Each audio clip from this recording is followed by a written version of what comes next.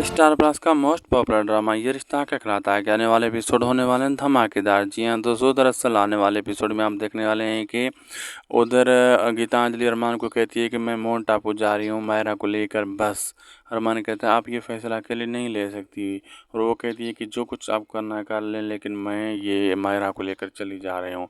तो इतनी देर में मायरा भी आ जाती है। मायरा कहती है मैं नहीं जाऊँगी, मैं क्यूट आंटी की शादी भी देखूंगी और उसके पहले हस्बैंड को स्टॉप करूंगी ताकि वो शादी को स्टॉप ना कर सके। तो अरमान दूसरी तरफ दिखाया जाता है कि अभीरा घर पहुंच जाता है। तो अभीरा भी जो है ना कहती है अरमान को कि आप मेरे आसपास क्यों हो, आप मेरे घर में आए हुए हो, कोई तो वजह है। तो इतनी देर में पायल ये सारे सीन देख लेती है। अब आगे देखना मज़ेदार होगा क्या क्या होने वाला। वीडियो अच्छी लगी तो लाइक शेयर सब्सक्राइब ज़रूर करिएगा।